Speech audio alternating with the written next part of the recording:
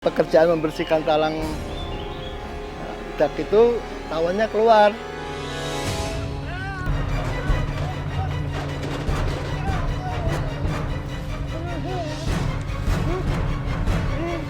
Keluar itu begitu keluar banyak sekali. Saya juga bingung ini kok banyak sekali.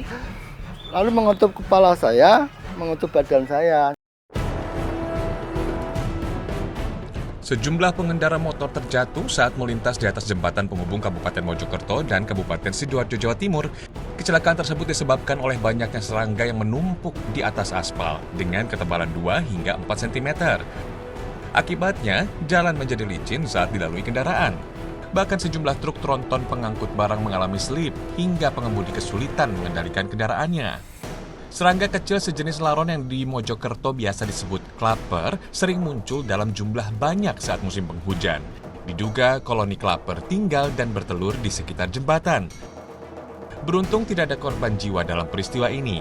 Untuk menghindari semakin banyaknya korban, petugas damkar Kabupaten Mojokerto dibantu relawan akhirnya menutup satu jalur untuk membersihkan klaper.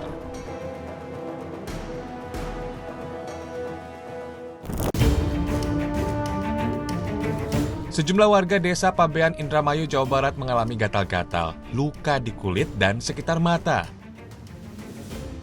Luka tersebut disebabkan oleh serangan serangga jenis tomcat. Menurut warga, biasanya serangga tomcat masuk rumah warga pada malam hari. Beruntung warga hanya mengalami luka dan tidak ada korban jiwa dalam serangan tomcat. Petugas BPBD Indramayu sudah berupaya melakukan penyemprotan dan pemantauan untuk membasmi hama tomcat tersebut.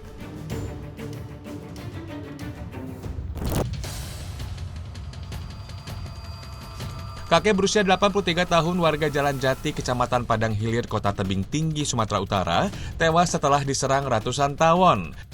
Peristiwa bermula saat korban bermaksud akan memanen buah rambutan di ladang miliknya. Namun, di pohon rambutan itu terdapat sarang tawon hingga korban berusaha memusnahkan dengan cara membakar sarangnya. Gerombolan tawon yang merasa terusik justru menyerang korban. Korban yang berlari dan meminta tolong terjatuh, namun banyaknya tawon membuat warga tidak berani mendekat. Naas, korban akhirnya tewas di lokasi kejadian.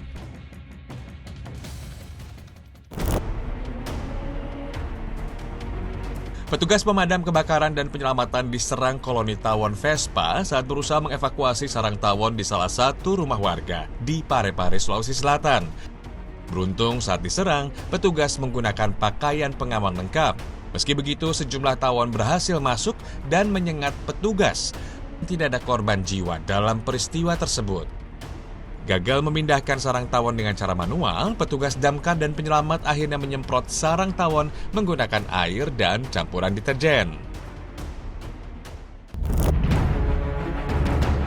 Serangga atau kelompok hewan berukuran kecil kerap kita temukan hampir di setiap lingkungan. Bagi sebagian orang, menghadapi seekor serangga bukan masalah serius. Namun jika serangga mengerumuni manusia dalam jumlah banyak, tentu lain lagi ceritanya. Banyak alasan kenapa serangga datang dalam jumlah banyak.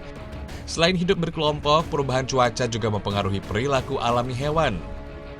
Belakangan, sarang tawon kerap ditemui di rumah warga. Hal ini disebabkan perubahan lingkungan seperti hilangnya habitat dan terganggunya keseimbangan alam.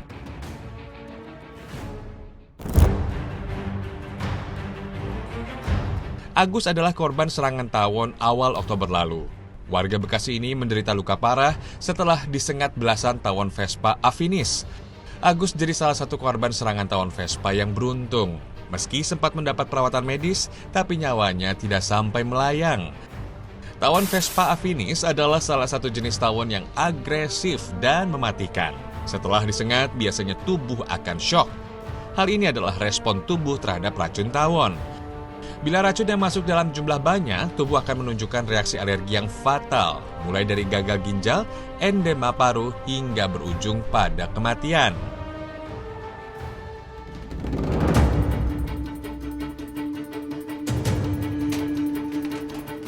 Sebelum insiden itu terjadi, Agus membersihkan saluran air di atap ruko bengkelnya.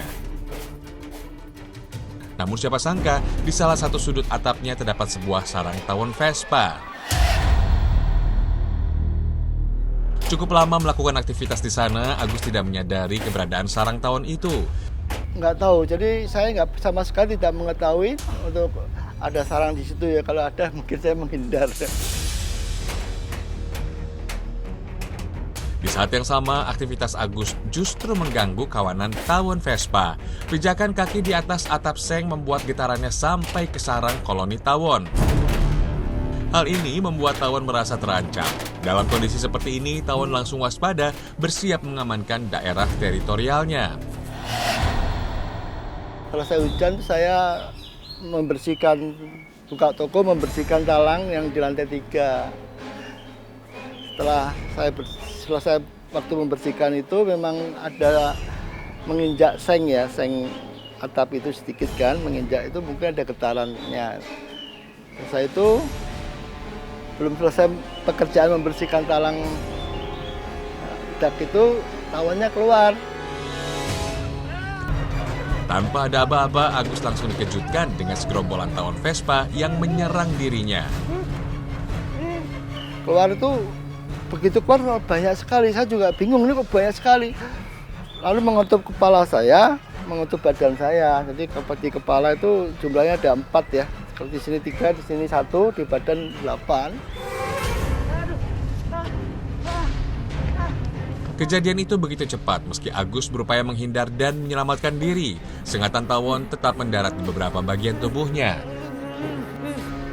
Takut dan panik yang ada di pikiran Agus saat itu. Bagaimana caranya menghentikan serangan serangga ini? Saya berusaha untuk turun tetap dikejar, masuk ruang dalam itu masih dikejar. Satu-satu jalan saya tutup pintunya. Ia pun berusaha masuk ke dalam ruangan, namun tetap saja beberapa tawon melekat kuat di tubuhnya dan mendaratkan sengatan yang menyiksa. Tak ingin terus tersiksa, Agus mencoba melawan dengan menangkap beberapa tawon yang menyengat kepalanya. Perlawanan terus dilakukan Agus hingga serangan sang tawon terhenti. Pertama menutup pintu supaya kawanan tawon nggak masuk, ya kan? Terus yang sudah masuk itu saya banting, saya pegang ini, saya banting ke lantai. Itu ada 3, ya itu. Sakit banget. Terbebas dari sengatan tawon tak langsung membuat Agus selamat. Dia merasakan dampak dari racun tawon Vespa. Sakit, Bu. Bekas sengatannya menimbulkan bengkak. Tak hanya itu, tubuhnya langsung demam. Memang tak karuan rasanya. Dengan tenaga tersisa, Agus berusaha meminta bantuan. Jika saat itu Agus harus pasrah dengan rasa sakit yang diderita, mungkin saja nyawanya harus melayang. Saya terasa sekali ya, sakitnya luar biasa ya. Jadi gimana ya, merinding deh kalau bicarakan. Akibat insiden itu, Agus mengalami sedikitnya 12 sengatan, mulai dari kepala hingga sekujur tubuhnya.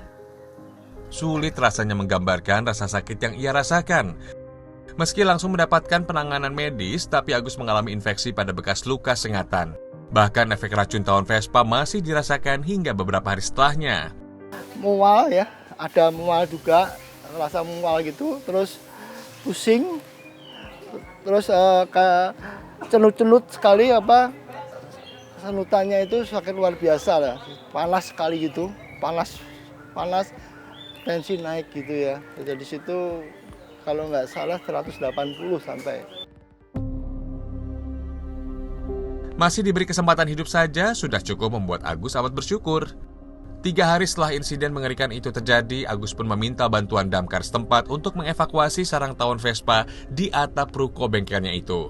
Terus petugas damkar juga bilang, Bapak selamat, kalau Bapak sampai jatuh katanya ya, Bapak mati. Setelah kejadian itu, Agus kini lebih memperhatikan kondisi lingkungannya. Ia selalu memastikan tidak ada lagi koloni tawon jenis apapun yang bersarang di lingkungannya. Kita bersyukurlah sama Tuhan, di mana kejadian ini tidak sampai fatal bagi saya. Sobat Penyitas, seringnya turun hujan dan udara lembab seperti belakangan ini adalah musim yang baik bagi tawon Vespa untuk berkembang biak. Makanya tak heran jika musim hujan kemunculan tawon Vespa semakin meningkat. Bahkan tak jarang, sarang tawon berada di rumah warga. Tawon jenis Vespa dikenal memiliki sengatan yang menyakitkan. Bahkan serangan tawon jenis ini bisa menyebabkan kematian. Ada beberapa tips yang bisa sobat penyintas lakukan saat bertemu dengan koloni tawon Vespa. Jangan mengganggu keberadaan sarang tawon Vespa. Saat merasa terancam, tawon jenis ini akan menyerang siapa saja yang berada di dekatnya. Jangan memindahkan sendiri sarang tawon Vespa. Bila menemui sarangnya, segera laporkan ke tim yang profesional yang bisa memindahkan sarang tawon.